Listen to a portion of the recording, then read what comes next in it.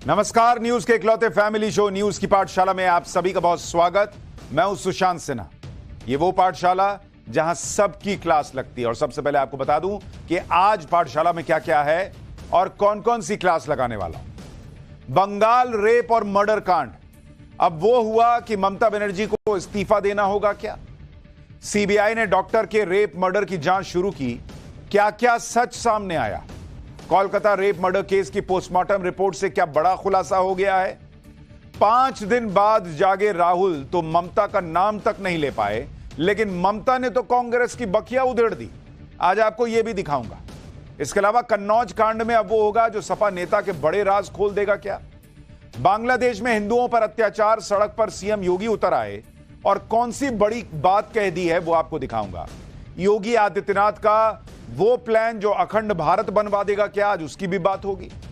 और भारत काटकर पाकिस्तान बनवाने वाले वो 4 लोग जो तड़प तड़प कर मरे, उनके बारे में आज आपको बताऊंगा। क्योंकि आज पाकिस्तान आजादी का दिन मनाता है, लेकिन जिन्होंने पाकिस्तान बनवाया वो कैसे तड़प तड़प कर मरे। पाकिस्तान बनवाने वाली उस चौकड़ी का चैप्टर जिसे सुनकर आपको यकीन नहीं होगा, वो भी लेकर आया हूं। लेकिन पहले दिन भर की बड़ी खबरों का रिवीजन, उसके बाद पहला चैप्टर।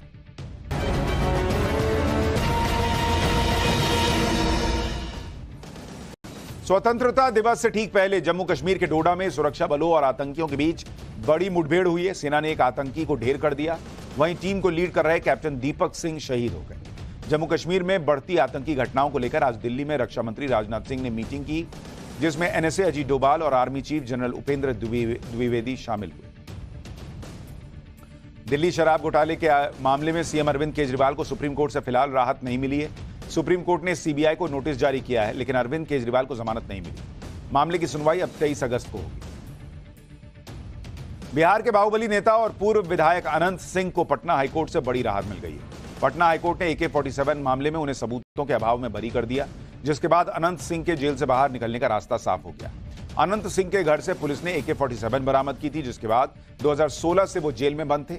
सिविल कोर्ट ने उन्हें 10 साल की सजा सुनाई थी। अभी भी देश के कई इलाकों में मानसून पूरी तरह एक्टिव है। बिहार में तेज बारिश के चलते गंगा, गंडक और कोसी नदियां उफान पर हैं। नदियों के किनारे बसे इलाकों में बाढ़ का खतरा मंडरा रहा है। उत्तर प्रदेश में भी तेज बारिश के चलते 15 जिलों में बाढ़ जैसी हालत है। वहीं हिमाचल प्रदेश में भारी बारिश के कारण 213 सड़कें बंद हैं। अब तक 100 से ज्यादा लोगों की मौत हो चुकी है। वहीं राजस्थान में बारिश से अब तक 22 लोगों की जान जा चुकी है। तो ये हो गया दिन भर का रिवीजन। अब पाठशाला की पहली क्लास, बंगाल रेप मर्डर कांड, अब वो हुआ क्या कि ममता बनर्जी को इस्तीफा देना पड़ेगा? सीबीआई ने डॉक्टर के रेप मर्डर केस की जांच शुरू की, क्या सच सामने आया? कोलकाता रेप मर्डर केस की पोस्टमार्टम रिपोर्ट से क्या बड़ा खुलासा हुआ है? और 5 दिन बाद जागे राहुल तो ममता का नाम तक नहीं ले पाए, लेकिन ममता ने कैसे कांग्रेस की बखिया उधेड़ दी? कन्नौज कांड में कैसे सपा फंसती जा रही है और क्या बड़े राज खुलने वाले हैं? सबसे पहले इसका चैप्टर।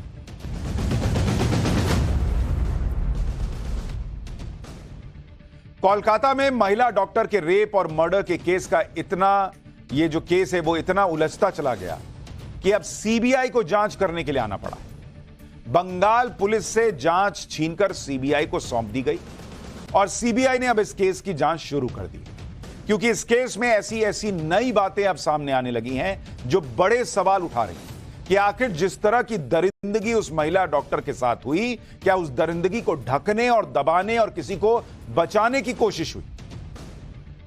भाई, एक तो बड़ी बात यह कि रेप हुआ, लेकिन उससे भी बड़ा दर्द यह है जो पीड़ित के परिवार वाले, उनसे जुड़े हुए लोग दावा कर रहे हैं कि उस रेप के बाद जो प्रशासन का, वहां पर अस्पताल प्रशासन का, पुलिस का रवैया रहा शुरुआत में, वो बहुत ही ज्यादा निंदनीय और सवालों के घेरे में।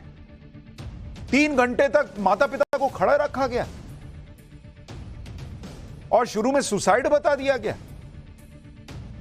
आप देखिए कि पीड़ित परिवार कह रहा है कि उसे तो पहले बताया गया कि उनकी बेटी ने सुसाइड किया, जबकि मामला रेप और मर्डर का था। और जो लोग देख रहे होंगे डेड बॉडी, जिन्होंने कहा कि भाई सुसाइड कर लिया है, वो तो खुद डॉक्टर रहे होंगे, उनको नहीं समझ में आ रहा कि सुसाइड है कि रेप है और मर्डर है। अब तो यह भी सवाल उठ रहा है कि क्या यह सिर्फ रेप नहीं, गैंग रेप का मामला था। 31 साल की इस महिला डॉक्टर के साथ हैवानियत तो ऐसी हुई है कि किसी को बताते हुए भी कलेजा काम जाए। सोचिए मां बाप पर क्या बीती होगी, जिन्होंने अपनी बेटी को पाला पोसा पढ़ाया लिखाया डॉक्टर बनाया, लेकिन उस मां बाप को 3 घंटे तक उसकी बेटी का चेहरा नहीं देखने दिया गया। 3 घंटे इंतजार करवाया गया मां बाप को। सोचिए उस मां बाप पे क्या बीत रही होगी जिसको फोन आया कि बेटी ने सुसाइड कर लिया, मां बाप को पता चले कि बच्चा मर गया है और 3 घंटे वो खड़ा है ये देखने के लिए कि बच्चा जो है उसका एक बार चेहरा तो देख लूं। और कहा जा रहा है कि भाई प्रशासन पूरा साथ दे रहा है पीड़ित के परिवार का। यह साथ देना होता है। बताया जा रहा है कि पीड़िता के मां बाप हाथ पैर जोड़ते रहे कि बेटी का एक बार मुंह तो दिखा दो, लेकिन 3 घंटे उन्हें बैठा कर रखा गया और जब चेहरा दिखाया गया तो दिखी वो हैवानियत, जो हैवानियत 8 अगस्त की रात को उस महिला डॉक्टर के साथ कोलकाता के नामी मेडिकल कॉलेज के एक सुनसान सेमिनार हॉल में हुई। ऐसी भयानक दरिंदगी की उस महिला डॉक्टर के साथ हुई है जिसे सुनकर कोई भी कहेगा कि जो भी आरोपी है उसे सीधे फांसी देनी चाहिए बॉस। वैसे ही जैसे कई साल पहले दिल्ली की निर्भया के साथ हुआ था। आज लोग सोच रहे हैं कि क्या बदला निर्भया के बाद भी, कौन अपनी बेटी को बाहर भेजे, बेटी कहां बाहर सुरक्षित है। जब अस्पताल के अंदर डॉक्टर के साथ रेप और मर्डर हो जा रहा है तो फिर क्या ही कहा जाए। और क्या कहा जाए उन लोगों को जो ऐसी हैवानियत में भी बंगाल की सरकार को डिफेंड कर रहे हैं, जो ममता बनर्जी को डिफेंड कर रहे हैं, जो अपना मुंह 5-5 दिन बाद खोल रहे हैं ये देखकर कि यार इतनी पब्लिक बोल रही है, अब देश में अब भी नहीं बोलेंगे तो सियासी नुकसान हो जाएगा। वो सियासी नुकसान देखकर निर्भया जैसे मामले पे बोल रहे हैं। ऐसे नेताओं को क्या बोलेंगे आप? सवाल पूछे जाएंगे कि एक महिला मुख्यमंत्री के राज में ऐसी भयानक घटनाएं हो रही हैं और सबसे बड़ी बात कि ऐसी घटना को दबाने छुपाने की कोशिश करने के आरोप लग रहे हैं। इसलिए कोलकाता के केस को लेकर देश भर में गुस्सा है। ना सिर्फ डॉक्टर्स की कम्युनिटी बल्कि जो भी इस केस के बारे में सुन रहा है उसके अंदर आक्रोश है भाई। और यह आक्रोश इस केस के गुनहगारों के खिलाफ तो है ही, उन लोगों के खिलाफ भी है जिन्होंने इस केस को रफा दफा करने की कोशिश की, आरोप लगा। सवाल उठ रहे हैं कि मेडिकल कॉलेज के सेमिनार रूम में सिक्योरिटी क्यों नहीं थी, वहां सीसीटीवी क्यों नहीं था, वहां इतना सुनसान इलाका क्यों था, घटना के तुरंत बाद सेमिनार रूम को सील क्यों नहीं किया गया, उस प्रिंसिपल का क्या रोल है जो मेडिकल कॉलेज का हेड था, उनका बयान क्यों नहीं लिया गया, उसे एक जगह से हटाकर दूसरी जगह नौकरी क्यों दे दी गई, क्या घटना में और भी लोग शामिल हैं, ऐसे क्या सबूत हैं जो पुलिस को नहीं दिखाई दिए लेकिन लोग उसके बारे में खुलासा कर रहे हैं जिनसे यह लग रहा है कि घटना में और भी लोग हो सकते हैं। पुलिस की जांच में क्या गलतियां हुई, इस मामले में कैसे राजनीति हो रही है, यह सब आज आपको पाठशाला में एक एक करके बताने वाला हूं। दरअसल कोलकाता रेप मर्डर केस में कुछ बड़ी बातें अब निकल कर आ रही हैं। कुछ सवाल खड़े हो रहे हैं और सीबीआई को इन सवालों के जवाब तलाशने होंगे। जैसे क्या इस वारदात में एक से ज्यादा आरोपी शामिल हैं? हाईकोर्ट में परिवार इसकी आशंका ऑलरेडी जता चुका है और एक बड़े डॉक्टर ने भी पोस्टमार्टम रिपोर्ट देखकर यह दावा किया है कि यह काम किसी अकेले व्यक्ति का नहीं हो सकता। तो अगर ऐसा है तो क्या यह गैंगरेप का मामला है और इस केस में कितने आरोपी हैं, सीबीआई को अब यह पता लगाना है। दूसरी बात, क्या इस मामले में सबूतों को मिटाने की कोशिश की गई है? क्या सबूतों को कवर अप किया गया? हाईकोर्ट में पीड़ित का परिवार इसकी भी आशंका जता चुका है। शुरू में सुसाइड केस बताना, प्रिंसिपल का बयान रिकॉर्ड ना करना, यह सब भी शक पैदा करता है। तीसरी बात, क्या इस मामले में आरजी कर अस्पताल के पूर्व प्रिंसिपल संदीप घोष का भी कोई रोल है? क्या संदीप घोष ने इस मामले में सबूत मिटाने और केस को दबाने की कोशिश की? इस बात का आधार इसी मेडिकल कॉलेज के पूर्व डिप्टी सुपरिटेंडेंट का बयान है जो बता रहे हैं कि संदीप घोष कितना ताकतवर व्यक्ति है। चौथी बात जो सीबीआई को पता लगानी होगी, केंद्रीय मंत्री और बंगाल बीजेपी के अध्यक्ष सुकांत मजूमदार यह दावा कर रहे हैं कि उनके पास कुछ स्क्रीनशॉट्स हैं जो ड्रग्स और सेक्स रैकेट की तरफ इशारा कर रहे हैं। टीएमसी के एक सांसद और उनके भतीजे का भी नाम बार बार आ रहा है। सीबीआई को इस एंगल से भी जांच पूरी करनी है। यानी अभी बहुत से सवाल हैं। जैसा दिखाया गया कि भाई एक आरोपी था, उसको पुलिस ने पकड़ लिया, जब दबाव बना तो जांच आगे बढ़ी, तो क्या यह सिर्फ इतना भर मामला है या यह गैंगरेप का मामला है और क्या कुछ उस कॉलेज में चल रहा था? बहुत से सवालों के जवाब मिलने बाकी। एक बार सुनिए बंगाल बीजेपी के अध्यक्ष क्या बड़ा खुलासा कर रहे हैं, क्या बड़ा दावा कर रहे हैं। फिर आपको इस केस में पीड़ित परिवार के पड़ोसियों के वो बयान सुनाऊंगा जो रोंगटे खड़े कर देने वाले। इस तरीके से पूरी विषय को दबाने की कोशिश की गई, वो दर्शाता है कि हमारी सरकार, पश्चिम बंगाल की सरकार जो है, ममता बनर्जी की जो सरकार है, वो सरकार किसी को बचाने की कोशिश में लगी हुई है। उनके जो व्हाट्सएप ग्रुप्स हैं उसमें बहुत ऐसे विषय आए हैं जिसका कुछ स्क्रीनशॉट हमारे पास भी पहुंचा है, जिसमें ड्रग्स रैकेट, सेक्स रैकेट या सेक्स एक्सप्लॉयटेशन, ऐसी बहुत सारी चीज़ें आ रही हैं। एक टीएमसी एमपी, उनके भतीजे के भी नाम बार बार आ रहे हैं। आपने पोस्टमार्टम कराया इलीगली, आप रात को पोस्टमार्टम नहीं कर सकते, स्टैंडिंग वर्डिक्ट है कि आपको दिन में करना पड़ेगा। इसलिए हम थोड़ा इसमें है कि असमंजस में है, या जो भी बोले डाउट में है कि क्या एक्चुअल में हुआ। पुलिस की इन्वेस्टिगेशन से अभी कुछ पता नहीं चला। कोलकाता केस में एक डॉक्टर के बयान ने भी बंगाल पुलिस की जांच पर सवाल उठा दिए। एक डॉक्टर सुपर्णा गोस्वामी है जो पीड़ित माता पिता से मिले थे और माता पिता ने उन्हें पोस्टमार्टम रिपोर्ट दिखाई। इस रिपोर्ट को देखने के बाद डॉक्टर सुपर्णा गोस्वामी ने टाइम्स नाउ भारत को बताया कि विक्टिम के पूरे शरीर पर चोट के काफी निशान थे। जिस तरह की इंजरी शरीर पर थी उसे देखते हुए डॉक्टर गोस्वामी के मुताबिक यह किसी एक व्यक्ति का काम नहीं हो सकता। यानी उनके मुताबिक इस वारदात में एक से ज्यादा आरोपी। डॉक्टर गोस्वामी ने महिला डॉक्टर से गैंगरेप की आशंका जताई, क्योंकि उनके मुताबिक वारदात वाली जगह पर जितना सीमेन मिला महिला के शरीर से, उससे यह लग रहा है कि क्राइम स्पॉट पर एक से ज्यादा व्यक्ति हो सकते हैं। डॉक्टर गोस्वामी ने बताया कि शरीर पर जिस तरह की इंजरी थी उससे यह लग रहा है कि वारदात से पहले पीड़ित ने काफी संघर्ष किया। आरोपी ने बहुत गुस्से में उस पर वार किया। अब डॉक्टर गोस्वामी जो दावा कर रहे हैं वो बंगाल पुलिस की जांच से बिल्कुल अलग है, क्योंकि बंगाल पुलिस के मुताबिक तो एक ही आरोपी है जिसे उन्होंने पकड़ लिया है। लेकिन अब सीबीआई जांच करेगी तो सच सामने आने की उम्मीद है। हालांकि दुखों का पहाड़ तो उन माता पिता पर टूटा है जिन्होंने अपने बेटी को खो दिया। उस माता पिता के साथ अस्पताल प्रशासन ने जो बर्ताव किया वो तो और दर्दनाक है। उस दिन क्या हुआ था, माता पिता को सबसे पहले क्या खबर मिली, इसके बारे में उनके पड़ोसियों ने जो बताया वो रोंगटे खड़े कर देने वाला है। एक महिला ने बताया कि 9 अगस्त को सुबह 10:30 बजे पीड़िता की मां अपनी पड़ोसन के पास चीखते हुए रोते हुए आई और बताया कि सब कुछ खत्म हो गया। पीड़िता की मां ने उन्हें यह खबर बताया कि पीड़िता की मां को खबर मिली कि उनकी बेटी ने सुसाइड कर लिया। इस पर जब पड़ोसियों ने हैरानी जताई तो पीड़िता की मां ने कहा कि अस्पताल वालों ने ऐसा ही बताया है।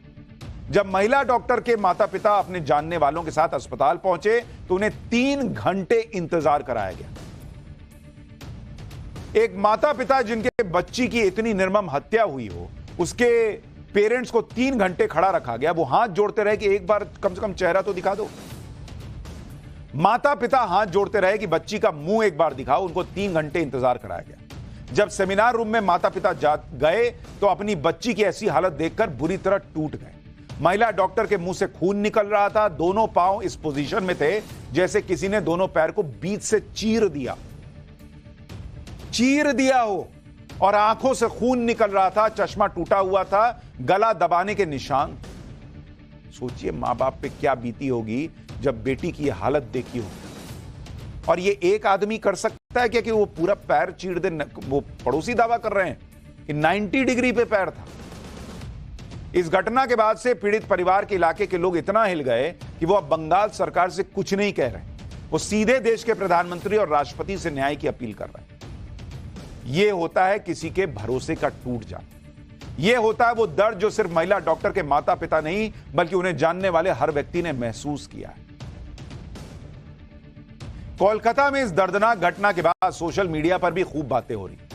कुछ लोग ये कैंपेन भी चला रहे हैं कि सब बातें सच नहीं है, बंगाल सरकार को बदनाम किया जा रहा है। ऐसे लोगों को आरजी कर मेडिकल कॉलेज के उन स्टूडेंट्स को सुनना चाहिए जिनका सिस्टम से भरोसा उठ गया है।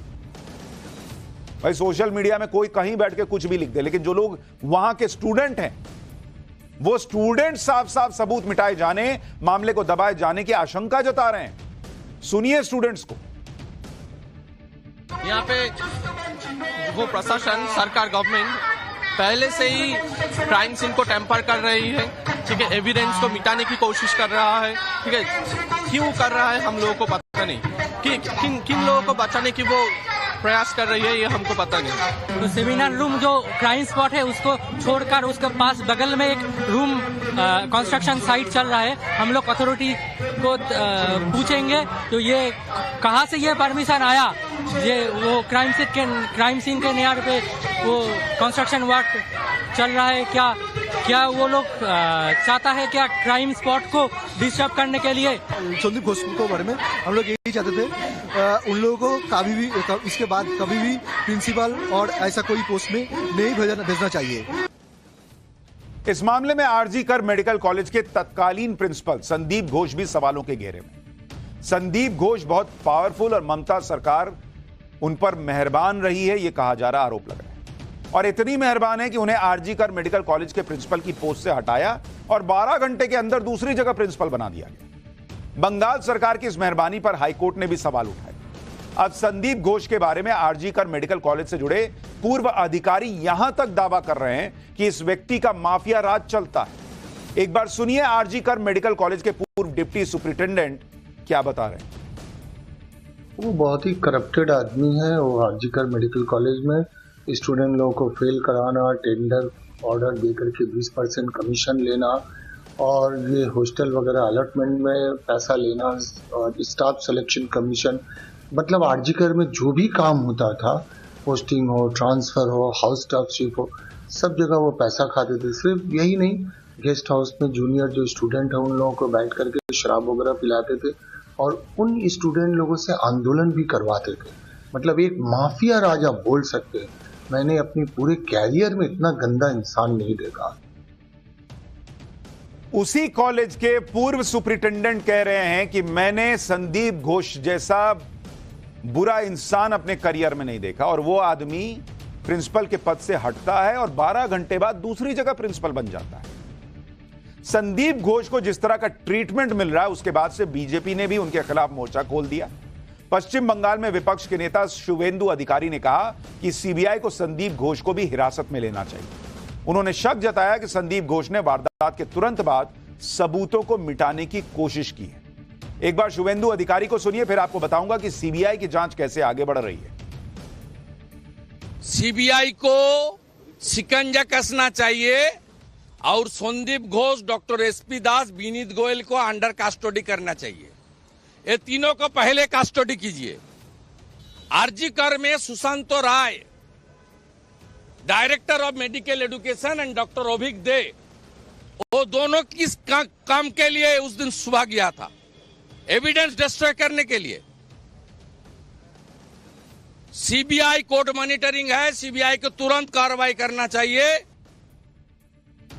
कोलकाता रेप और मर्डर केस को जिस तरह से बंगाल पुलिस ने हैंडल किया उसके बाद तो सबको अब सीबीआई से ही न्याय की उम्मीद है। सीबीआई ने अपनी जांच शुरू भी कर दी है। सीबीआई की स्पेशल क्राइम यूनिट की कोशिश है कि पुलिस को मिली पहली कॉल से लेकर पूरे क्राइम सीक्वेंस को स्टैब्लिश किया जाए, रिक्रिएट किया जाए। सीबीआई का फोकस मृतका के 4 दोस्तों पर भी है जिनके साथ महिला डॉक्टर ने डिनर किया था। इन्होंने ही मृतका को आखिरी बार देखा था। जिस डिलीवरी बॉय ने उस दिन डिनर सर्व किया था, सीबीआई उससे भी पूछताछ करेगी। सीबीआई आरोपी संजय रॉय को हिरासत में लेकर पूछताछ करेगी ताकि यह पता चल सके कि क्या संजय रॉय ही असली आरोपी है और अगर संजय रॉय के साथ कोई और व्यक्ति था तो उसका खुलासा भी हो सके। आज जांच के लिए सीबीआई की टीम आरजी कर मेडिकल कॉलेज भी गई। सीबीआई को जांच सौंपे जाने पर वहां के डॉक्टरों का क्या कहना है वो भी सुनिए।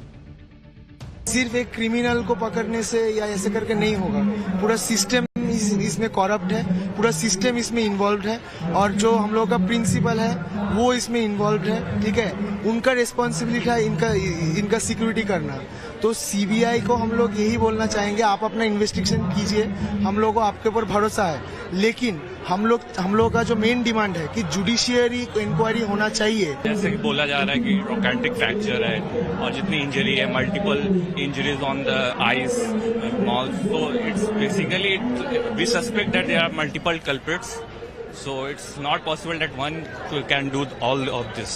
हम विश्वास रखते हैं कि इसका मतलब प्रॉपर जस्टिस हमको मिले, क्योंकि जो घटना अभी हो गया है वो मतलब इससे शेमफुल और कुछ हो नहीं सकता। यानी जितने लोगों को आप सुनिए, सब लोग कह रहे हैं कि जो चोट थी उसको देखकर यही लग रहा है कि एक से ज्यादा आरोपी हो सकते हैं। और अब जब इस मामले में ममता सरकार की बुरी फजीहत हो रही है, लोगों का गुस्सा फूट रहा है, तो ममता बनर्जी ये कहकर अपना बचाव कर रही हैं कि जब घटना हुई तब वो झारग्राम में थी, उन्होंने रास्ते में ही कमिश्नर से बात की, उन्होंने पीड़ित माता पिता से बात की, माता पिता को इंसाफ दिलाने का भरोसा दिया, वो दोषियों के लिए फांसी की मांग करती हैं। ममता बनर्जी ने कहा कि वो पीड़िता के घर भी गई थी, वो इस मामले की पल पल की जानकारी ले रही थी। ममता बनर्जी कह रही हैं कि जांच में एक एक चीज का ख्याल रखा गया, 12 घंटे में ही हत्यारे को पकड़ लिया गया। ममता बनर्जी का दावा है कि जांच के लिए टाइम देना चाहिए, उन्होंने संडे तक का वक्त मांगा था। ममता बनर्जी कह रही हैं कि बिना सही जांच किसी को ऐसे ही गिरफ्तार नहीं किया जा सकता। ममता बनर्जी के मुताबिक बंगाल पुलिस का पूरा बचाव उन्होंने किया और कहा कि इस केस में कोलकाता पुलिस की बेस्ट टीम में से एक टीम जांच कर रही। सवाल ये उठते हैं मैडम कि जिस प्रिंसिपल पर कार्रवाई होनी चाहिए उसको हटाकर 12 घंटे में प्रिंसिपल क्यों बनाया। सवाल ये उठते हैं कि लड़की ने सुसाइड किया, ये क्यों बताया गया। सवाल ये उठते हैं कि वहां पर माता पिता को 3 घंटे तक बच्ची का शव देखने क्यों नहीं दिया गया। सवाल ये उठते हैं कि बार बार जब इतने गंभीर आरोप लग रहे हैं उसके बावजूद एक आरोपी पकड़ा गया है, ऐसा क्यों हुआ है। ममता बनर्जी कह रही है कि पुलिस की बेस्ट टीम जांच कर रही है, फिर भी ये बेस्ट टीम हाईकोर्ट को यह भरोसा दिलाने में नाकाम रही कि जांच सही चल रही है। हाईकोर्ट को यह बेस्ट टीम का बेस्ट काम क्यों नहीं दिखा। ममता बनर्जी अपनी पुलिस को बेस्ट बता रही है, जबकि उनकी ही पार्टी के नेता इस बात को मानने को तैयार नहीं।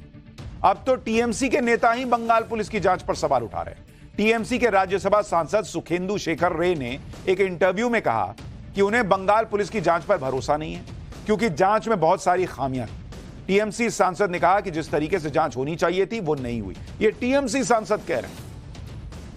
अब आप खुद सोचिए कि टीएमसी के अंदर भी नेता अपनी सरकार पर सवाल उठा रहे हैं, लेकिन इंडी गठबंधन के मुंह में अब भी दही जमा हुआ है। इंडी गठबंधन के बड़े बड़े नेता ममता बनर्जी पर सीधे सवाल उठाने से बच रहे हैं। जैसे दिल्ली में छात्रों की मौत हो गई तो कहा कि अधिकारी क्या कर रहे थे, वहां केजरीवाल से सवाल नहीं पूछ पाए ये लोग। वैसे ही इतनी निर्मम हत्या हो गई लेकिन ममता बनर्जी से सवाल नहीं पूछ पा रहे हैं ये लोग। आज 5 दिन के बाद कोलकाता केस पर राहुल गांधी की नींद टूटी। वहां हिंडनबर्ग की एक रिपोर्ट आए तो राहुल गांधी अपना एनालिसिस दे देते वीडियो बनाकर कि भैया तुम्हारा पैसा डूब सकता है। और जिस केस में 5 दिन से देश में आग लगी हुई है, लोग सड़कों पर हैं, प्रदर्शन चल रहा है, राहुल गांधी 5 दिन बाद जागे और एक लंबा ट्वीट किया। और वो ट्वीट देखिएगा, उन्होंने जांच पर सवाल तो उठाए, यह भी कहा कि आरोपियों को बचाने की कोशिश हो रही है, लेकिन कमाल की बात देखिए कि पूरे ट्वीट में उन्होंने कहीं भी ममता बनर्जी का नाम नहीं लिया, कहीं भी ममता सरकार से सीधे सवाल नहीं किया। टोन देखिए जरा भी। लिखते हैं कि कोलकाता में जूनियर डॉक्टर के साथ हुई रेप और मर्डर की विभत्स घटना से पूरा देश स्तब्ध है। उसके साथ हुए क्रूर और अमानवीय कृत्य की परत दर परत जिस तरह खुलकर सामने आ रही है, उससे डॉक्टर्स कम्युनिटी और महिलाओं के बीच असुरक्षा का माहौल है। पीड़िता को न्याय दिलाने की जगह आरोपियों को बचाने की कोशिश अस्पताल और स्थानीय प्रशासन पर गंभीर प्रश्न खड़े करता है। अस्पताल और स्थानीय प्रशासन, ममता सरकार नहीं लिख पाए।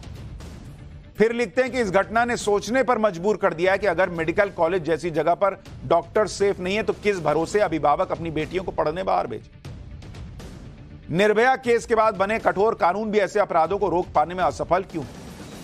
अब सुनिए आगे क्या लिखते हैं। लिखते हैं हाथरस से उन्नाव और कठुआ से लेकर कोलकाता तक महिलाओं के खिलाफ लगातार बढ़ती घटनाओं पर हर दल हर वर्ग को मिलकर गंभीर विचार विमर्श करने और ठोस उपाय करने हों। मतलब यहां पर भी कठुआ का केस, उन्नाव का केस और हाथरस का केस याद दिलाना नहीं भूले। मैं इस असहनीय कष्ट में पीड़िता के परिवार के साथ खड़ा हूं। उन्हें हर हाल में न्याय मिले और दोषियों को ऐसी सजा मिले जो समाज में एक नजीर की तरह प्रस्तुत की जाए। 5 दिन बाद राहुल गांधी को यह याद आया कि उन्हें पीड़ित परिवार के साथ खड़ा होना है, लेकिन खड़े होने के लिए वो कोलकाता के फ्लाइट का टिकट नहीं ले पाए, नहीं पहुंच पाए, ट्वीट करके काम निपटा दिया। यही घटना अगर बीजेपी शासित राज्य में होती तो राहुल गांधी अब तक पीएम मोदी से इस्तीफा मांग लेते। कोलकाता रेप मर्डर केस में राहुल गांधी को बयान देने में इतना वक्त लग गया, लेकिन अगर यही बीजेपी शासित राज्य की कोई घटना हो जाती या हिंडनबर्ग की रिपोर्ट आ जाती तो राहुल गांधी उसे तेजी से लपक लेते। मतलब आप देखिए ना, मैंने आपको बताया ना कि हिंडनबर्ग की रिपोर्ट आई, अगले दिन उनका एनालिसिस तैयार था, और यहां घटना के 5 दिन बाद राहुल गांधी को याद आ रहा कि अरे ये तो बड़ा गलत। और मैं आपको याद दिलाता हूं, किसी को अगर याद नहीं हो तो याद दिला देता हूं कि ये वही राहुल गांधी हैं जो हाथरस की घटना पर क्या कह रहे थे। तब इनका टोन क्या था? तब लिख रहे थे कि दुनिया की कोई ताकत मुझे हाथरस के दुखी परिवार से मिलकर उनका दर्द बांटने से नहीं रोक सकती। आपको ट्वीट दिखा रहा हूं राहुल गांधी का, 3 अक्टूबर 2020 सुबह 10:10 जब हाथरस की घटना हुई थी। दुनिया की कोई ताकत मुझे हाथरस के दुखी परिवार से मिलकर उनका दर्द बांटने से नहीं रोक सकती। अब सवाल यह है कि बंगाल जाने से राहुल गांधी को दुनिया की कौन सी ताकत रोक रही है? भारत जोड़ो यात्रा का नाम लेकर पूरा देश राहुल गांधी घूम सकते हैं। अगर वो हाथरस में अपनी बहन को साथ लेकर जा सकते हैं तो फिर कोलकाता में फ्लाइट के टिकट नहीं मिल रहे क्या? इतनी बड़ी घटना हो गई, वहां जाने से कौन सी दुनिया की ताकत रोक रही है? सिर्फ इसलिए कि वहां पर ममता बनर्जी नाराज हो जाएंगी, इंडी गठबंधन का क्या होगा? एक तरफ कांग्रेस के बड़े नेता इस मामले में ममता बनर्जी का नाम तक नहीं ले रहे, उन्हें बचाव में उनके एक तरह से लिटरली एक तरह से आप डिफेंड नहीं कर रहे हैं अगर उनसे गंभीर सा प्रश्न नहीं पूछा। लेकिन ममता बनर्जी तो कांग्रेस को लपेट रही। ममता बनर्जी ने कहा कि वो कांग्रेस से पूछना चाहती हैं कि उनके राज्य में ऐसी कई घटनाएं हुई हैं, उन्होंने क्या एक्शन लिया। ममता बनर्जी ने कहा कि सीपीआईएम के वक्त तो क्राइम की बहुत सी घटनाएं होती थी, तब सरकार चुप रही। अब सोशल मीडिया नहीं था इसलिए लोगों को पता नहीं चलता था। राहुल गांधी हो या ममता बनर्जी हो या ये लोग अब ट्वीट कर रहे हैं, सफाई दे रहे हैं। ये सब भी नहीं होता अगर देश भर का गुस्सा ना था। जब देश भर में आक्रोश फूट रहा है तब तो ये लोग 5 दिन बाद जागे। देखिए किस तरह से गुस्सा देश भर में खासतौर पर डॉक्टर्स के बीच है। जरा वो तस्वीर देखिए, तब आपको समझ में आ जाएगा कि क्यों 5 दिन बाद लीपापोती के लिए ट्वीट कर रहे हैं लोग। देखिए हमारे मांगे बहुत ही क्लियर है। जो निंदनीय घटना घटी है कोलकाता में किसी के साथ नहीं होना चाहिए। हम सेंट्रल गवर्नमेंट से एक सेंट्रल प्रोटेक्शन एक्ट मांग रहे हैं ताकि सारे जितने हेल्थ केयर प्रीमिसेस है सब सेफ रहे, सिक्योर्ड रहे और ऐसी घटना दोबारा ना घटे। हम काफी बार हम हेल्थ मिनिस्ट्री सेक्रेटरी से मिलना चाहिए, जो भी हमारे डिमांड्स है वो पूरा नहीं है, पूरी किया नहीं गई है, ना उसका एश्योरेंस है ना उसका रिटर्न कुछ दिया गया है। तो हमारा स्ट्राइक कंटिन्यू रहेगी तक सरकार हमारी मांगे नहीं सुनी जाए और एक सेंट्रल प्रोटेक्शन एक्ट नहीं लाया जाए ताकि we can have a safe environment to practise and provide our service. जब तक सरकार सीपीए लागू नहीं करेगी हमारी इनडेफिनेट स्ट्राइक कंटिन्यू रहेगी। हमारी जो है वो थोड़ा सा अपनी सुरक्षा दे लड़कियों को, ताकि हम नाइट ड्यूटी कर रहे हैं, अपने देश के लिए कुछ कर रहे हैं, देश की सेवा कर रहे हैं जो डॉक्टर्स, उनको थोड़ी हेल्प मिले। लड़कियों को ऑब्जेक्ट समझा जा रहा है तो ये चीज को रोकनी चाहिए। अगर हम सब डॉक्टर देश भर के डॉक्टर्स की आवाज उठा रहे तो सिर्फ डॉक्टर की ही ड्यूटी नहीं है कि आवाज उठाना, ये हर एक नागरिक की ड्यूटी है कि इसको आवाज उठाए। जिस घटना पर पूरे देश में डॉक्टर इतने गुस्से में हैं, उस पर इंडी गठबंधन के लोग सन्नाटे में। सुनिए कांग्रेस और आरजेडी के नेताओं को। कोई भी ममता बनर्जी की सरकार पर सीधे सीधे सवाल नहीं उठा पा रहा। सोचिए क्या पॉलिटिक्स है इन लोगों की बॉस। एक बार सुनिए फिर आपको बताऊंगा कि कांग्रेस में वो इकलौता नेता कौन है जो अकेले ही ममता के प्रशासन से टक्कर ले रहा है। बीजेपी का तो कोई नैतिक कर्तव्य मतलब हक ही नहीं बनता कि इस पे एक शब्द भी बोलें। जो कठुआ में बलात्कारियों के पक्ष में प्रदर्शन करते हुए पाए गए, जो उन्नाव में बलात्कारी के पक्ष में खड़े हुए दिखे, जो हाथरस में बलात्कारी के पक्ष में खड़े हुए दिखे, उनका क्या हक बनता है कि वो किसी भी ऐसे मुद्दे पर कोई शब्द बोलें। पहले आप अपनी कथनी तो देखिए, करनी तो देखिए, फिर कथनी पे बात करिए। त्वरित अनुसंधान हो, न्याय मिले, क्योंकि जो घटना हुई है ना रोंगटे खड़ी कर देती है। और लेकिन मुझे दुख होता है कि ये देश निर्भया वाले कांड के बाद भी सीख नहीं पाया। मैं समझता हूं कोई भी सरकार हो उसके लिए ये टॉलरेट ना करने वाली चीज होनी चाहिए। ममता जी ने खुद कहा था कि सीबीआई को सौंपेंगे, अब माननीय उच्च न्यायालय ने हस्तक्षेप करके ये किया। त्वरित कार्रवाई हो, त्वरित कार्रवाई हो, लेकिन एक समाज के रूप में हमें भी अपनी भूमिका पर विचार करना होगा। जिस उत्तर प्रदेश में कानून व्यवस्था योगी आदित्यनाथ एकदम टाइट करके रखते, एक लड़की से बारिश का पानी जमा हुआ और वहां लड़कों ने कुछ बदतमीजी कर दी तो पूरे सबको ढूंढ के जेल में डाला और थाना के जो लोग थे पुलिस वाले उन तक पर एक्शन हो गया। वहां पर कोई घटना हो जाए तब इन लोगों के सुर देखिए, तब ये नहीं कहते योगी जी को कड़ी कार्रवाई करनी चाहिए, तब तो धरती आसमान फाड़ देते हैं ये लोग। और अब कह रहे हैं ममता जी को त्वरित कार्रवाई करनी चाहिए। ममता जी तो खुद सीबीआई को देना चाहती थी। हाईकोर्ट ने क्यों कहा ऐसी ऐसी बातें ममता सरकार के लिए? क्यों ममता सरकार के खुद के सांसद को नहीं लग रहा है कि पुलिस पे भरोसा करना चाहिए? क्यों डॉक्टर्स वहां पे ये प्रदर्शन कर रहे हैं अगर सब कुछ ठीक ही चल रहा होता है? क्यों ये लोग? ये है इस देश के ऑपोजिशन की सच्चाई। कांग्रेस में सिर्फ अधीर रंजन चौधरी ऐसे नेता हैं जो बंगाल सरकार पर सवाल उठा रहे हैं, क्योंकि उनको दे रखा है कि हम यहां पे कुछ नहीं बोलेंगे, तुम उधर अपना सेट करो। बंगाल में कांग्रेस ने उन्हें साइडलाइन किया हुआ है। सुनिए, जो बात राहुल गांधी नहीं कह पाए वो बात अधीर रंजन चौधरी कैसे कह रहे हैं। हमें बंगाल की सरकार पे बिल्कुल भरोसा नहीं, क्योंकि यहाँ के पुलिस ने ये घटना को गुमराह करने के लिए, आम लोगों को आंखों में धूल झोंकने के लिए शुरू से ही जो कोशिश कर रहे हैं, इनसे देखते हुए हमारी तरफ से ये बंगाल के पुलिस बल को जो छानबीन जो तब्दील हो रहे हैं उसमें जरा सा भी भरोसा हमें नहीं है।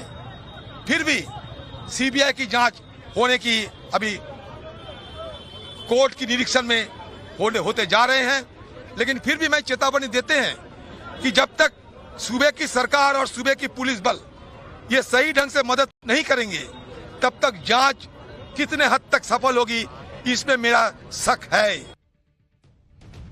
इनको शक है, राहुल गांधी के ट्वीट में तो शक नहीं दिख रहा।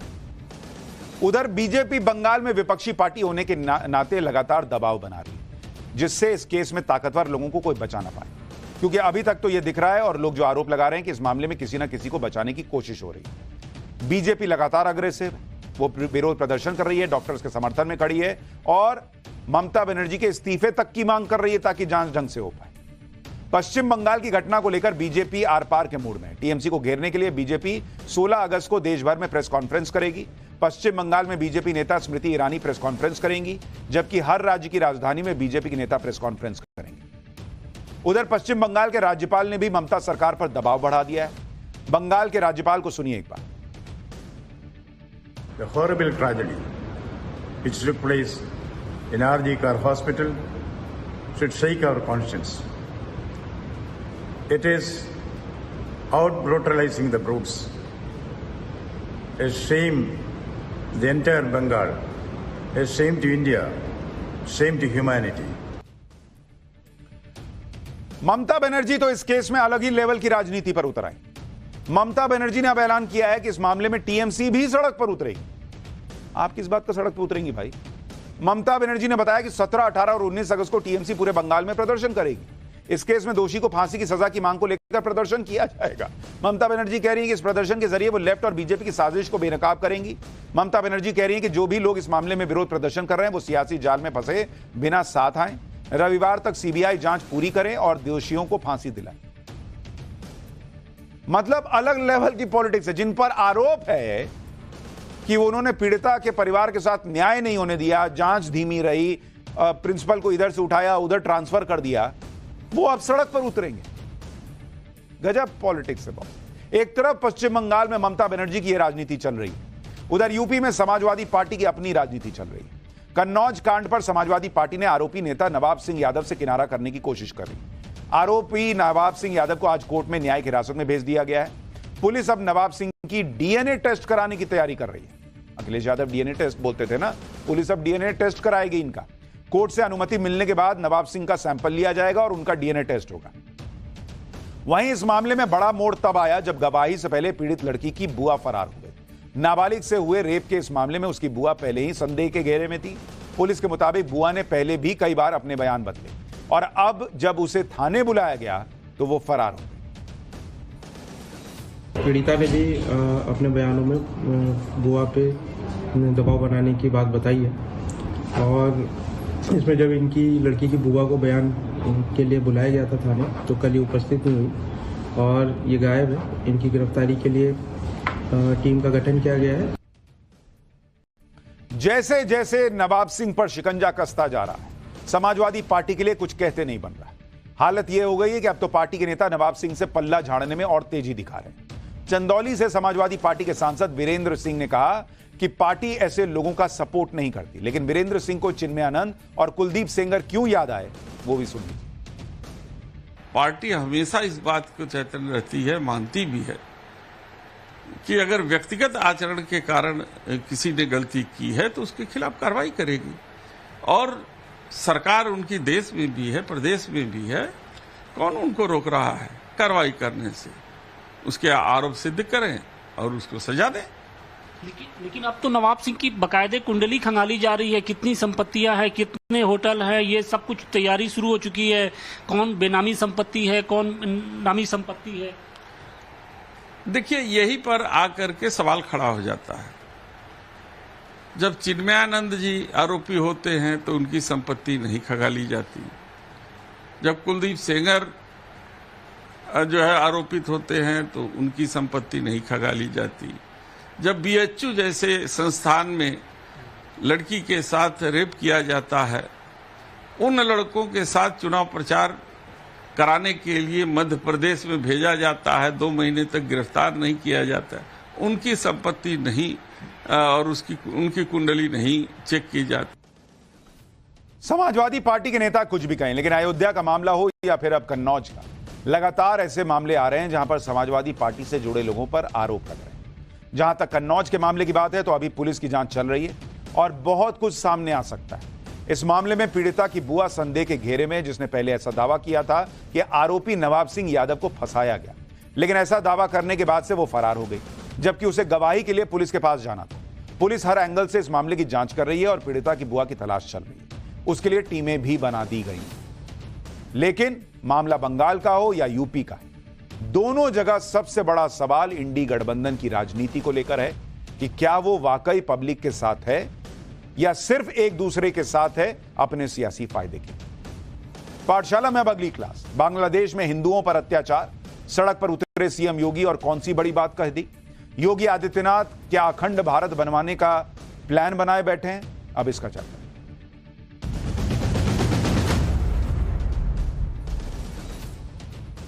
मुख्यमंत्री योगी आदित्यनाथ इन दिनों सियासी पिच पर धुआंधार बैटिंग कर रहे हैं। वो फिर से उन्हीं तेवर में दिख रहे हैं जिस तेवर के लिए वो जाने जाते हैं। उन्हें मुद्दा भी मिल गया। जब बांग्लादेश के हिंदुओं पर हुए अत्याचारों पर इंडी गठबंधन कुछ नहीं बोल रहा, अब योगी आदित्यनाथ जिस फायर ब्रांड हिंदुत्व के प्रतीक हैं और जिस तरह से वो हिंदुत्व की बात करते हैं, उसमें बांग्लादेश के हिंदुओं के मामले में योगी चुप कैसे रह सकते थे। इसलिए उन्होंने पहले तो बांग्लादेश के हिंदुओं पर हो रहे अत्याचारों पर इंडी गठबंधन की पॉलिटिक्स की धज्जियां उड़ाई, फिर आज पाकिस्तान को भी लपेटा। सीएम योगी ने यह कहकर तहलका मचा दिया कि पाकिस्तान या तो समाप्त हो जाएगा या फिर भारत में इसका विलय हो जाएगा। सुनिए सीएम योगी ने पाकिस्तान पर क्या कह दिया है। लेकिन हमारा संकल्प है, महर्षि अरविंद ने जो 1947 के पहले घोषणा की थी,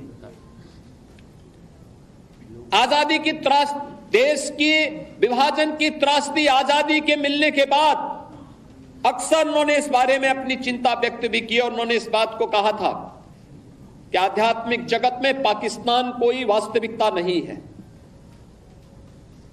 या तो उसका भारत में विलय होगा या पाकिस्तान इतिहास से समाप्त होगा, हमेशा के लिए समाप्त होगा। सीएम योगी ने पाकिस्तान को लेकर जो बात कही है वो कोई काल्पनिक बात नहीं है, क्योंकि पाकिस्तान की हालत ही ऐसी है कि एक ना एक दिन लगता है जैसे वो खत्म हो जाएगा। कल ही पाठशाला में हम आपको दिखा चुके हैं कि कैसे बलूचिस्तान में लाखों लोग सड़क पर उतर चुके हैं। ये लोग पाकिस्तान से आजादी की मांग कर रहे हैं। विरोध प्रदर्शनों में उमड़ी भारी भीड़ को देखकर पाकिस्तान की शहबाज सरकार की धड़कनें बढ़ी हुई, क्योंकि पाकिस्तान सरकार की टेंशन यह है कि विरोध और बगावत की आग सिर्फ बलूचिस्तान तक सीमित नहीं है। पिछले कुछ समय से पाकिस्तान के कई इलाकों में लगातार एंटी पाकिस्तान प्रोटेस्ट चल रहे हैं। बलूचिस्तान में लोग अलग देश बनाने की मांग कर रहे हैं। वहीं पीओके में भी पाकिस्तान से आजादी की मांग को लेकर लंबे समय से प्रदर्शन चल रहा है। वहां के लोग तो अब खुलकर भारत में शामिल होने की डिमांड कर रहे हैं। अफगानिस्तान से लगी पाकिस्तान की सीमा पर बसे खैबर पख्तूनख्वा में भी आजादी की मांग तेज हो रही है। वहां हाल के दिनों में कई बार पाकिस्तान के सैनिकों पर हमले हो चुके हैं। दरअसल अफगानिस्तान में तालिबान का शासन आने के बाद से खैबर पख्तूनख्वा में प्रदर्शन उग्र हुआ है। इसी तरह सिंध प्रांत में भी आए दिन पाकिस्तान सरकार के खिलाफ लोग सड़कों पर उतर रहे हैं। सिंध प्रांत के लोग खुद को सिंधु सभ्यता से जुड़ा हुआ बताते हैं। और पाकिस्तान पर इलाके में जबरन कंट्रोल करने का आरोप लगाते हैं। यानी पाकिस्तान के कोने कोने में विद्रोह चल रहा है। पाकिस्तान कब तक इसे रोक पाएगा? और एक ना एक दिन तो ऐसा आएगा कि पाकिस्तान के टुकड़े होंगे और वो खत्म होगा। वैसे ही पाकिस्तान आजादी के बाद से 2 टुकड़ों में बंट चुका है। अच्छा, अभी आपको एक आगे चैप्टर भी बताऊंगा कि जिन्होंने बड़े अरमान से पाकिस्तान बनाया था, वो लोग कैसे बुरी और दर्दनाक मौत मरे, उसका चैप्टर भी है आज। लेकिन पहले सुनिए कि एक टुकड़ा बांग्लादेश के तौर पर 1971 में पाकिस्तान से तो अलग हो गया था, लेकिन पाकिस्तान हो या बांग्लादेश, दोनों ही जगह पर आज भी हिंदुओं को निशाना बनाया जा रहा है। सीएम योगी ने आज यही बात कही कि जिस तरह मजहब के नाम पर पाकिस्तान बना और फिर उसके टुकड़े होकर बांग्लादेश बना, इसी वजह से वहां सांप्रदायिकता का वायरस अब नासूर बन चुका है। 5 अगस्त को शेख हसीना सरकार के तख्ता पलट के बाद से बांग्लादेश में हिंदुओं को निशाना बनाया जा रहा है। वहां हिंदू मारे गए, फिर मारे फिर रहे हैं, फिर आप अपने ही देश में जान की भीख मांग रहे हैं। 5 अगस्त के बाद से बांग्लादेश के 64 में से 52 जिलों में हिंदुओं पर हमले हुए। हमले की 200 से ज्यादा घटनाओं में हिंदू और उनसे जुड़े प्रतीकों को निशाना बनाया गया। योगी आदित्यनाथ ने बांग्लादेश में हिंदुओं पर हो रहे हमलों को चिंताजनक बताया। सीएम योगी ने बांग्लादेश में हिंदुओं पर हो रहे हमलों को रोकने का रास्ता भी बताया। योगी आदित्यनाथ ने कहा कि बांग्लादेश में जो हिंदुओं के साथ हो रहा है उस पर सबको सहानुभूति होनी चाहिए। सीएम योगी को, जिन्होंने इन्हीं सब घटनाओं को लेकर आज अखंड भारत की बात कही, एक बार सुनिए उनको। मुझे लगता है हमारी सबकी सहानुभूति उन हिंदुओं के साथ में होनी चाहिए, उन पीड़ितों के साथ होनी चाहिए जो बांग्लादेश के अंदर अमानवीय अत्याचार के शिकार वर्तमान में हो रहे हैं। और मैं आप सबसे यही कहूंगा कि हमें इस मजहबी उन्माद से देश को भी और दुनिया को भी बचाने के लिए आह्वान करना होगा। और मुझे लगता है कि ये मजहबी उन्माद एकता के माध्यम से ही परास्त होगा। महर्षि अरविंदो का अखंड भारत का सपना इसका समाधान होगा, जो 1947 में हुआ था। वही तो पाकिस्तान में आज भी हो रहा है। वही तो पूर्वी पाकिस्तान कहा जाने वाला आज का बांग्लादेश में वही तो हो रहा है। उस समय 10 लाख हिंदू एक साथ काटे गए थे। हिंदू, सिख सभी थे, एक साथ काटे गए थे। और आज भी वही आगजनी, वही तोड़फोड़, वही लूटपाट, बहन और बेटियों के साथ वही अत्याचार, उसी प्रकार की त्रासदी का दृश्य आज भी हम सबके सामने है। आखिर कब इतिहास की इन गलतियों से हम सबक सीखेंगे? अखंड भारत की वकालत कर रहे योगी आदित्यनाथ ने देश के बंटवारे के लिए कांग्रेस को जिम्मेदार बताया। उन्होंने कहा कि कांग्रेस की गलती का खामियाजा आज भी देश भुगत रहा है। सुनिए कांग्रेस पर सीएम योगी ने क्या कहा, फिर आपको बताऊंगा सीएम योगी ने कांग्रेस पर नया आरोप क्या लगाया। जो कार्य इतिहास में किसी युग में नहीं हुआ, वह दुर्भाग्य से सत्ता लोलुप कांग्रेस की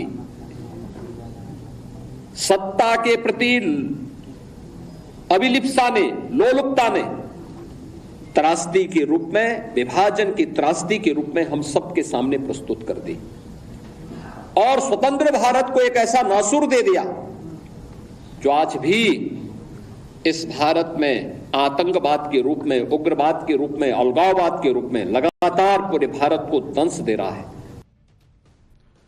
यही नहीं, सीएम योगी ने आगे कहा कि जिस कांग्रेस ने 1947 में देश का बंटवारा किया, उसका चरित्र आज भी नहीं बदला है। आज कांग्रेस वोट बैंक के लिए जातियों में विभाजन चाहती है। पहले सीएम योगी को सुनिए, फिर आपको बताऊंगा जिस अखंड भारत की बात सीएम योगी कर रहे हैं वो अखंड भारत है क्या। और जो गलतियां इतिहास के उन काले अध्यायों में हम सबके सामने कैद है, क्या वही गलतियां चुनाव के समय राजनीतिक नेतृत्व, देश के अंदर इस प्रकार की गलतियां राजनीतिक दलों के द्वारा नहीं की जाती है? ये जाति के नाम पर विभाजन की त्रासदी तक पहुंचाने की एक कथा वही है जो पहले जातीयता के नाम पर होता था, जातिवाद के नाम पर होता था। आज वही कार्य, वही कृत्य, वही कारनामे राजनीतिक दलों के स्तर पर जातीयता का नग्न तांडव करके फिर उसी विभाजन की ओर ले जाने की कुछ सी चेष्टा की जा रही है। जिस अखंड भारत के प्लान का जिक्र आज योगी आदित्यनाथ ने किया, उस अखंड भारत के विजन को प्रधानमंत्री नरेंद्र मोदी ने देश की नई संसद में भी जगह दी। नई संसद के संविधान कक्ष में अखंड भारत का मैप लगाया गया, साथ ही भारत की प्राचीन संस्कृति और परंपराओं को दिखाया गया और सनातन से जुड़े प्रतीकों को भी रखा गया। अखंड भारत कितना बड़ा था और कहां तक फैला था, उसके बारे में भी जान लीजिए। विष्णु पुराण में लिखा है कि उत्तरम यत् समुद्रस्य हिमाद्रेश्चैव दक्षिणम वर्ष तद भारतम नाम भारती यत्र संतति। मतलब समुद्र के उत्तर में और हिमालय के दक्षिण में जो भूमि है वो भारत है और यहां के लोग भारतीय। शास्त्रों और पुराणों के अलावा भी आधुनिक इतिहास की किताबों में अखंड भारत का उल्लेख मिलता है। इतिहासकार राधा कुमुद मुखर्जी ने अपनी किताब Chandragupta Maurya and his time में लिखा है कि चंद्रगुप्त मौर्य के दौर में अखंड भारत पश्चिम में ईरान से, पूर्व में बंगाल तक और उत्तर में कश्मीर से लेकर दक्षिण में हिंद महासागर तक फैला था। अखंड भारत का यह दौर 321 ईसा पूर्व तक था। इसी मौर्य साम्राज्य के दौरान जो अखंड भारत था, उसका नक्शा नई संसद में लगा हुआ है। मौर्य साम्राज्य के दौर में अखंड भारत में कौन कौन से देश शामिल हुआ करते थे, वो भी आपको बताता हूं। तो आज जो आप अफगानिस्तान देखते हैं, वो अखंड भारत का हिस्सा था। पाकिस्तान, बांग्लादेश, भूटान, मालदीव, म्यांमार, नेपाल, ये सब मिला दीजिए भारत के साथ तो बनता है अखंड भारत। यानी इन देशों तक अखंड भारत की सीमाएं फैली हुई है। अखंड भारत कितना ताकतवर था, उसका अंदाजा इसी बात से लगाया जा सकता है कि उस वक्त भारत को सोने की चिड़िया कहा जाता था। और जो अखंड भारत की आप ताकत देखिएगा, जिस अखंड भारत की हम बात करते हैं कि भारत क्या हुआ करता था, अगर आप उसको देखेंगे, अखंड भारत, इसकी जो इकोनॉमी हुआ करती, दुनिया की जो इकोनॉमी है, दुनिया की इकोनॉमी में अखंड भारत का हिस्सा कितना था? अखंड भारत का हिस्सा था 32%। पूरी दुनिया में अखंड भारत का हिस्सा दुनिया के अर्थव्यवस्था में 32% था। मुगल आए, उसमें यह घटकर 24% रह गया, नीचे आ गया, डाउन 24% पे आ गया।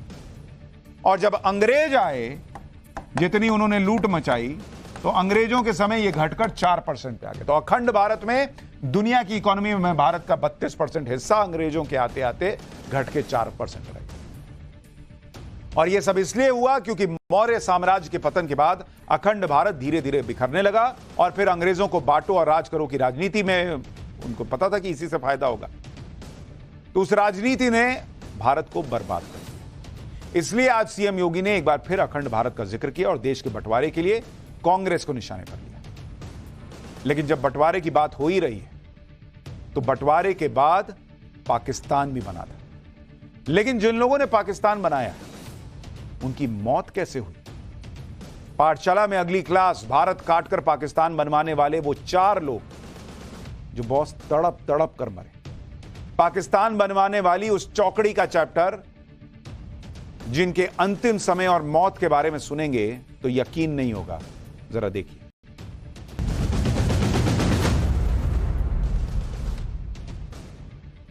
कल 15 अगस्त है और इसी दिन भारत की आजादी का जश्न मनाया जाता है। देश की आजादी के नायकों को याद किया जाता है। लेकिन इस दिन आजादी के जश्न के साथ ही भारत के बंटवारे का दर्द भी याद आता है। भारत के बंटवारे को मानव इतिहास की सबसे बड़ी त्रासदियों में से एक माना जाता है। भारत के बंटवारे के बाद पाकिस्तान का जन्म हुआ था। आज आपको भारत के बंटवारे से जुड़े उन 4 कैरेक्टर्स के बारे में बताता हूं, जिनकी जिंदगी भारत के बंटवारे के बाद बर्बाद हो गई। ये वो लोग हैं जिनकी भारत के बंटवारे में अहम भूमिका थी और ये सारे लोग तड़प तड़प कर मरे। ये 4 लोग कौन थे? इनमें एक नाम तो मोहम्मद अली जिन्ना का है। जिन्ना भारत के बंटवारे और पाकिस्तान की जिद पर अड़ गए थे। जिन्ना की वजह से ही पाकिस्तान बना। दूसरा नाम है चौधरी रहमत अली का। चौधरी रहमत अली ने ही सबसे पहले पाकिस्तान का कॉन्सेप्ट पेश किया था। ये भाई साहब भी तड़प तड़प कर मरे। तीसरा नाम है लॉर्ड माउंटबेटन, जिन्होंने भारत के बंटवारे का आखिरी प्लान तैयार किया। और चौथा नाम है लियाकत अली, जो पाकिस्तान के पहले प्रधानमंत्री थे। ये वो 4 लोग हैं जिनकी भारत के बंटवारे में सबसे बड़ी भूमिका थी। लेकिन भारत का बंटवारा होने के बाद और पाकिस्तान बनने के बाद इन सभी लोगों का बहुत बुरा अंजाम हुआ। इन सभी की बहुत दर्दनाक मौत हुई। किसी को बम से उड़ा दिया गया, किसी को गोली मार दी गई, कोई सड़क पर एम्बुलेंस में तड़प तड़प कर मर गया। भारत के बंटवारे और पाकिस्तान बनने के लिए अगर कोई शख्स सबसे ज्यादा जिम्मेदार है तो वो नाम मोहम्मद अली जिन्ना का है। मोहम्मद अली जिन्ना का जन्म 1876 को हुआ और वो ब्रिटेन से पढ़ाई करके भारत लौटे। 1930 आते आते भारत में मुस्लिम देश की मांग तेज होने लगी थी। मुस्लिम लीग लगातार अलग मुस्लिम देश की मांग कर रही थी। साल 1913 में मोहम्मद अली जिन्ना मुस्लिम लीग में शामिल हुए और मार्च 1940 में लाहौर में मुस्लिम लीग का एक अधिवेशन हुआ। 1940 के अधिवेशन में मोहम्मद अली जिन्ना ने अलग मुस्लिम देश का प्रस्ताव रखा। जिन्ना के इस प्रस्ताव को पाकिस्तान प्रस्ताव भी कहा जाता है। मोहम्मद अली जिन्ना अलग मुस्लिम देश की जिद पर अड़ गए। जिन्ना ने यह भी कहा था कि अगर माचिस की डिबिया जितना पाकिस्तान भी मिलेगा तो वो उसे स्वीकार कर ले। इसी से आप सोच सकते हैं कि जिन्ना अलग मुस्लिम देश पाकिस्तान को बनाने के लिए कितने डेस्परेट थे। वो हर कीमत पर भारत का बस बंटवारा चाहते थे ताकि पाकिस्तान बन जाए, चाहे माचिस की डिबिया भर हिस्सा मिले। जिन्ना की यह जिद पूरी भी हुई और भारत के बंटवारे के साथ ही पाकिस्तान का जन्म हुआ। जिन्ना ने पाकिस्तान तो बनवा लिया, लेकिन पाकिस्तान में जिन्ना की हालत क्या हुई यह भी सुनिए। जिन्ना के साथ पाकिस्तान में ऐसा सलूक हुआ जिससे जिन्ना की तड़प तड़प कर मौत हुई। मोहम्मद अली जिन्ना को सिगरेट पीने की लत थी। जिन्ना 30 साल से चेन स्मोकर थे। दिन में 50-50 सिगरेट पीते थे। जिन्ना को ब्रिटिश ब्रांड क्रैवन की सिगरेट बहुत पसंद थी। सिगरेट के अलावा जिन्ना क्यूबा का सिगार भी पीते थे। इतनी ज्यादा स्मोकिंग की वजह से जिन्ना को टीबी हो गया, टीबी की बीमारी। और जून 1948 आते आते जिन्ना की सेहत बहुत ज्यादा खराब रहने लगी। हालत यह हो गई कि अगस्त 1948 में जिन्ना का वजन घटकर मात्र 36 किलो रह गया। उस समय जिन्ना स्वास्थ्य लाभ लेने के लिए पाकिस्तान के क्वेटा में थे। जिन्ना का इलाज करने वाले डॉक्टर ने जिन्ना की बहन फातिमा से कहा कि जिन्ना बस कुछ दिन के मेहमान हैं। 11 सितंबर 1948 को जिन्ना को पाकिस्तान के क्वेटा से कराची ले जाया गया। एयरपोर्ट से जिन्ना को आर्मी एम्बुलेंस में अस्पताल के लिए ले जाया गया। एम्बुलेंस बहुत धीमी चल रही थी और 6 किलोमीटर बाद ही धक्का खाते हुए एम्बुलेंस अचानक रुक गई। एम्बुलेंस का पेट्रोल खत्म हो गया और एम्बुलेंस के अंदर जिन्ना की हालत खराब हो रही थी। जिन्ना के चेहरे पर मक्खियां भिन-भिना रही थी। जिन्ना एक एक सांस के लिए तड़प रहा था। वहीं सड़क पर बंद एम्बुलेंस में जिन्ना को 1 घंटे तक इंतजार करना पड़ा। 1 घंटे के बाद दूसरी एम्बुलेंस आई और उससे जिन्ना को गवर्नर जनरल हक के हाउस ले जाया गया। गवर्नर जनरल हाउस पहुंचने के बाद जिन्ना सिर्फ 4 घंटे जिंदा रह पाए और 11 सितंबर 1948 को जिन्ना की मौत हो गई। सोचिए, जिस मोहम्मद अली जिन्ना ने पाकिस्तान को बनवाया, उसी पाकिस्तान की सड़क पर जिन्ना तड़पता रहा और कुछ घंटे के बाद मर गया। यह था पाकिस्तान बनवाने वाले और भारत का बंटवारा करवाने में अहम भूमिका निभाने वाले जिन्ना की दर्दनाक मौत का किस्सा। लेकिन वो अकेले नहीं। भारत के बंटवारे में जिन्ना के साथ ही लियाकत अली की भी भूमिका थी, क्योंकि लियाकत अली मुसलमानों के लिए, अलग मुस्लिम देश के लिए लगातार मुसलमानों को भड़का रहे। लियाकत अली 1923 में मुस्लिम लीग में शामिल हुए। कम ही समय में जिन्ना के बाद मुस्लिम लीग के दूसरे सबसे बड़े नेता बन गए। 1930 तक जिन्ना और लियाकत अली एक दूसरे के भरोसेमंद हो चुके थे। 1933 में लियाकत अली ही जिन्ना को लंदन से भारत लाए और जिन्ना से कहा था कि वो भारत के मुसलमानों का नेतृत्व करें। जिन्ना ने ही लियाकत अली खान को बंटवारे के बाद पाकिस्तान का पहला प्रधानमंत्री बनाया था। पाकिस्तान बनने के बाद लियाकत अली खान प्रधानमंत्री तो बन गए, लेकिन लियाकत अली के खिलाफ नाराजगी बढ़ती चली गई। लियाकत अली खान की नीतियों से पाकिस्तान के कट्टरपंथी नाराज होने लगे। लियाकत अली पाकिस्तान के संविधान में कुछ बदलाव करना चाहते थे। इससे पाकिस्तान के कट्टरपंथी लियाकत अली के खिलाफ हो गए। 16 अक्टूबर 1951 को लियाकत अली रावलपिंडी में मुस्लिम लीग की बैठक में पहुंचे। लियाकत अली ने जैसे ही बोलना शुरू किया, सभा में मौजूद एक शख्स ने गोली चला दी। लियाकत अली के सीने में 3 गोलियां मारी गईं और वो वहीं मर गए। सुरक्षा कर्मियों ने वहीं पर हमलावर को भी मार गिराया। हमलावर की पहचान अफगान नागरिक सईद अकबर के तौर पर। यानी पाकिस्तान के पहले प्रधानमंत्री लियाकत अली खान की इस तरह से सबके सामने स्टेज पर गोली मारकर हत्या कर दी गई। और लियाकत अली खान के आखिरी शब्द थे, बिरादरान ए मिल्लत, और उसके बाद गोलियां चल जाती। सुनिए एक बार। बिरादरान ए मिल्लत,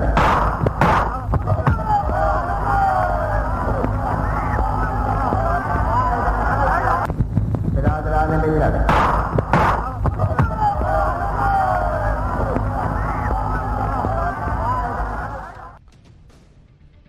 यानी जिन्ना के बाद लियाकत अली वो दूसरे शख्स थे जिनकी मौत तड़प तड़प कर और बनवाओ पाकिस्तान। आजादी से पहले मुस्लिम देश की डिमांड को हवा देने वालों में एक नाम चौधरी रहमत अली का भी। चौधरी रहमत अली ने जिन्ना से भी पहले पाकिस्तान का कॉन्सेप्ट पेश कर दिया था। 1897 में पंजाब में पैदा हुए चौधरी रहमत अली ने कैम्ब्रिज यूनिवर्सिटी से कानून की पढ़ाई की। कैम्ब्रिज में पढ़ाई के दौरान ही रहमत अली ने पाकिस्तान का कॉन्सेप्ट पेश किया था। साल 1933 में रहमत अली ने एक पैम्फलेट पब्लिश किया था जिसका नाम था now or never are we to live or perish forever. इसी पैम्फलेट में रहमत अली ने पाकिस्तान का पहली बार जिक्र किया था। 4 पन्नों के इस पैम्फलेट में रहमत अली ने पाकिस्तान कैसे बनेगा, उसका नक्शा कैसा होगा, यह सब बता दिया था। यह वही मैप है जो रहमत अली ने बनाया था। रहमत अली ने लिख दिया था कि भारत के उत्तर पश्चिम में मुसलमान बहुसंख्यक हैं। पंजाब, कश्मीर, सिंध, बलूचिस्तान, बंगाल, असम, हैदराबाद को मिलाकर एक देश बनाया जाए और इसका नाम पाकिस्तान यानी पवित्र भूमि होना चाहिए। 1934 में रहमत अली ने यह प्रस्ताव जिन्ना को भी दिया, लेकिन तब जिन्ना ने यह कहते हुए मना कर दिया कि इतनी जल्दबाजी ठीक नहीं है। बाद में जिन्ना ने अलग मुस्लिम देश की मांग की और उसे पाकिस्तान नाम दिया गया। पाकिस्तान की अवधारणा देने वाले चौधरी रहमत अली की भी भारत के बंटवारे के बाद बड़ी दुर्गति हुई, बड़ी गंदी मौत हुई। भारत विभाजन और पाकिस्तान के गठन के समय रहमत अली ब्रिटेन में थे। रहमत अली की आत्मकथा रहमत अली बायोग्राफी में लिखा है कि 14 अगस्त 1947 की रात रहमत अली कैम्ब्रिज में अपने घर में अकेले बैठे थे। रहमत अली जो पाकिस्तान बन रहा था उससे खुश नहीं थे। रहमत अली ने जो कल्पना की थी पाकिस्तान उससे छोटा बन रहा था। अप्रैल 1948 में रहमत अली ने पाकिस्तान जाने का फैसला किया। 6 अप्रैल को ब्रिटेन में अपना घर बेच दिया रहमत अली ने और पाकिस्तान चले गए। पाकिस्तान में रहमत अली लगातार जिन्ना के खिलाफ बयानबाजी कर रहे हैं। रहमत अली ने जिन्ना को कायदे आजम की जगह गद्दारे आजम कहना शुरू किया। इससे पाकिस्तान के प्रधानमंत्री लियाकत अली खान बहुत नाराज हो गए। अक्टूबर 1948 में पाकिस्तान की सरकार ने रहमत अली की सारी संपत्ति छीन ली। रहमत अली को पाकिस्तान से बोरिया बिस्तरा बंधकर निकल जाने का आदेश जारी किया। रहमत अली पाकिस्तान से खाली हाथ निकल आए और वापस ब्रिटेन चले गए। ब्रिटेन में रहमत अली की आर्थिक हालत खराब थी। वो कर्ज लेकर गुजारा कर रहे थे।